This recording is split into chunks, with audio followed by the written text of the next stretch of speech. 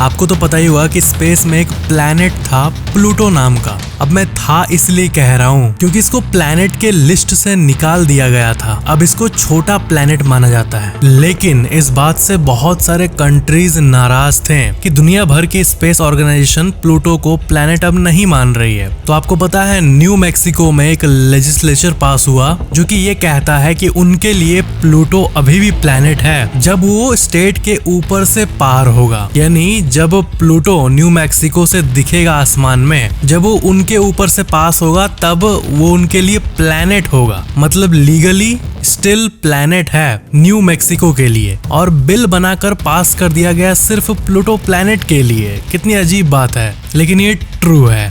Next fact, साल 2022 में एक बहुत ही अजीब सी घटना हुई। एक फार्म ओनर जिसके अंदर बहुत सारे शीप्स मौजूद थी, यानी भेड़, वो सारे भेड़ अचानक से एक सर्कल में घूमने लगे। लगभग 400 भेड़ थे। पहले 1-2 भेड़ शुरू किए सर्कल में घूमना, फिर 5-10 उसमें ऐड हो गए, फिर 10-12 ऐड हो गए, फिर 50 ऐड हो गए, फिर 100 ऐड हो गए, फिर 200 ऐड हो गए, फिर 300 ऐड हो गए, और आखिरकार 400 से ज्यादा भेड़ सर्कल में वॉक करना शुरू कर दिए। और सबसे अजीब बात यह है कि 12 दिनों तक लगातार वो चलते रहे जब तक वो बेहोश ना हो गए। अभी एक बहुत ही भयंकर एग्जाम्पल है भेड़ चाल का। आपने ये टर्म सुना होगा, भेड़ चाल, यानी भेड़ जो होते हैं वो एक दूसरे को कॉपी करते हैं। अगर एक भेड़ क्लिफ के ऊपर से गिर जाएगा पहाड़ के ऊपर से, तो बाकी सारे भेड़ उसके पीछे जाके गिरने लगेंगे, जिसको कि भेड़ चाल कहा जाता है। तो आज तक इंसानियत ने भेड़ चाल का ऐसा एग्जाम्पल नहीं देखा था, लेकिन अब देख लिया।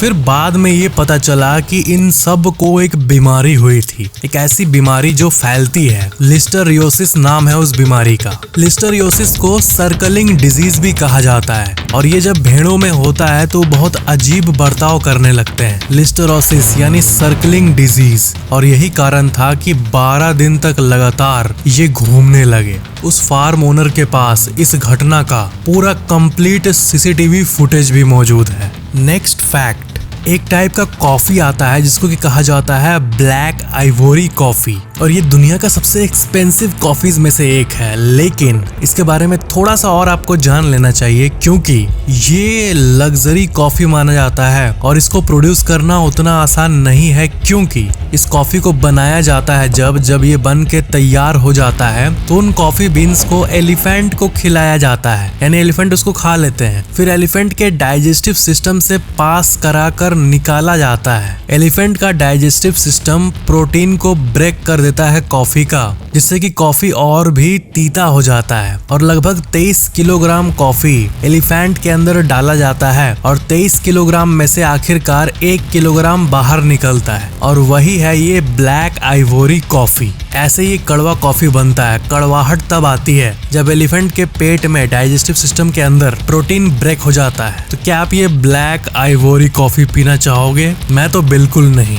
नेक्स्ट फैक्ट, इस धरती का साइज के हिसाब से सबसे लार्जेस्ट क्रिएचर ब्लू व्हेल। ये तो धरती का सबसे लार्जेस्ट क्रिएचर है ही, लेकिन इसके बारे में एक अमेजिंग फैक्ट आपको मैं बता दूं कि इसका जो हार्ट बीट होता है, तब जो साउंड निकलता है धक धक धक, जो इंसानों में भी होता है, वो 2 किलोमीटर दूर से भी सुना जा सकता है। जी हाँ, ब्लू व्हेल का हार्ट एक कार के साइज का होता है, और इतना बड़ा सा हार्ट, एक कार के बराबर हार्ट, मैसिव हार्ट, उसके पूरे शरीर में ब्लड को पंप करता है और सर्कुलेट करता है, और इससे जो वाइब्रेशन उत्पन्न होती है उसको हाइड्रोफोन्स कैप्चर कर सकते हैं। यानी इंसान का बनाया गया जो अंडर वाटर माइक्रोफोन्स हैं, उन्हीं को कहते हैं हाइड्रोफोन्स। तो वो हाइड्रोफोन्स जो है वो 2 किलोमीटर दूर से भी इसके हार्ट बीट को लिसन कर सकते हैं, सुन सकते हैं। उन्हीं के जरिए इनको और जानने की कोशिश की जा रही है ब्लू व्हेल के बारे में। और ब्लू व्हेल,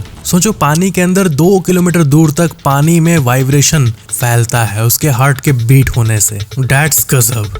नेक्स्ट फैक्ट, अब जब भी मैप्स देखते होगे तो आपने लैटिट्यूड और लॉन्गिट्यूड के बारे में तो जरूर सुना होगा। मैप में होता है ना, इतना डिग्री नॉर्थ, इतना डिग्री ईस्ट। इस कोऑर्डिनेट से हम धरती के किसी भी एग्जैक्ट लोकेशन के बारे में पता कर सकते हैं। तो इतना डिग्री नॉर्थ, इतना डिग्री ईस्ट या फिर इतना डिग्री साउथ ऐसे होता है तो कहीं ना कहीं ये 0 डिग्री तो होगा धरती पे। तो वो जगह ये है, अफ्रीका के बगल में नल आइलैंड करके एक आइलैंड है, और यही वो लोकेशन है जहाँ पर 0 डिग्रीज लैटिट्यूड और 0 डिग्री लॉन्गिट्यूड होता है, जहाँ पर धरती का प्राइम मेरिडियन और इक्वेटर इंटरसेक्ट करता है। यानी यहाँ पर 0 डिग्री एन और 0 डिग्री ई होता है, और ये जगह अक्सर एक रेफरेंस पॉइंट के तौर पर यूज होती है मैपिंग सॉफ्टवेयर्स पे, और इसलिए इसका नाम भी नल आइलैंड दे दिया गया है। वेस्ट अफ्रीका से करीब 600 किलोमीटर दूर ये मौजूद है। नेक्स्ट फैक्ट, जो लोग एग खाते हैं यानी अंडा खाते हैं, उनके लिए ये जानना बहुत जरूरी है कि अगर आप अंडे को वाटर में डालें और वो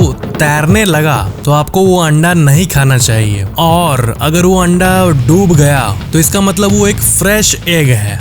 जी हाँ, क्योंकि एग शेल्स जो होते हैं उसमें बहुत सारे छेद मौजूद होते हैं। ये एक सिंपल सा एक्सपेरिमेंट है जो कि आप कर सकते हो ये पता करने के लिए कि एग फ्रेश है या नहीं। नेक्स्ट फैक्ट, थैड रॉबर्ट्स ये एक नासा का इंटर्न था जो कि एक बहुत ही अजीब सा काम किया, एक बचकाना हरकत। इसने करीब 101 ग्राम चांद का रॉक जो कि नासा के फैसिलिटी में रखा गया था उसको चुरा लिया। नासा का ल्यूनर लैब टेक्सास में मौजूद है और वो बहुत ही सिक्योर्ड लोकेशन है। चांद का और दूसरे ग्रहों का रॉक वहाँ पर अच्छे कंडीशन में रखा गया है। रॉबर्ट तो वहाँ पर इंटर्न था, तो वहाँ पर जितने भी सिक्योरिटी गार्ड्स थे उनसे उसका दोस्ती भी था। तो उसने प्लान बनाया कि 101 ग्राम मून रॉक जिसका कीमत $21 मिलियन यानी करीब 140 करोड़ रुपए है, वो लेके जाएगा और अपने गर्लफ्रेंड को बताएगा कि मैंने तुम्हारे लिए चांद का टुकड़ा ले आया।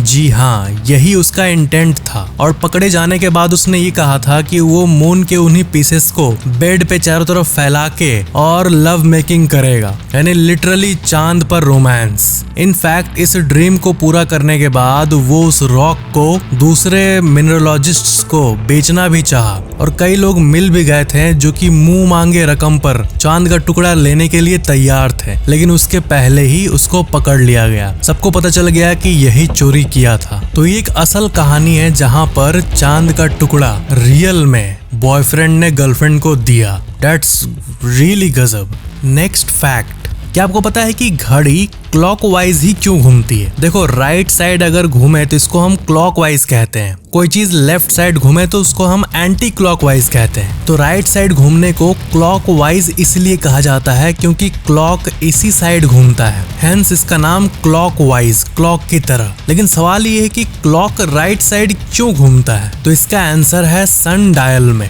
आपने तो सन डायल देखा ही होगा, एक ऐसा ऑब्जेक्ट जो कि टाइम बताता है बिना किसी घड़ी के, शैडो के जरिए। जब धूप उस पे पड़ती है तो अपने शैडो से टाइम बताता है। तो पहले के लोग इसी को यूज करते थे, और इसमें जो शैडो का मूवमेंट होता था वो राइट साइड में होता था। तो क्योंकि नेचर ही यही दिखा रहा है कि राइट साइड में मूवमेंट हो रहा है, तो इसलिए इंसानों ने भी जब घड़ी बनाया जिसमें एक सुई होती है जो कि घूमती है बैटरी के जरिए, तो उसमें भी सन डायल से कॉन्सेप्ट लेकर क्लॉकवाइज रख दिया गया, सेकंड, मिनट और आवर के मूवमेंट को। नहीं तो अगर उल्टा भी घूमता और हम लोग के लिए उल्टा घड़ी ही नॉर्मल होता तो उससे क्या फर्क पड़ता है? जो इधर हम देखते हैं कि हाँ 3 बज रहा है, 3:10 हो रहे हैं, तो ये तो ऑपोजिट भी हो सकता है ना। लेफ्ट साइड होता 3:10 15 मिनट, लेकिन इसको राइट साइड ही इसलिए बनाया गया क्योंकि सन डायल में यही होता है। That's amazing.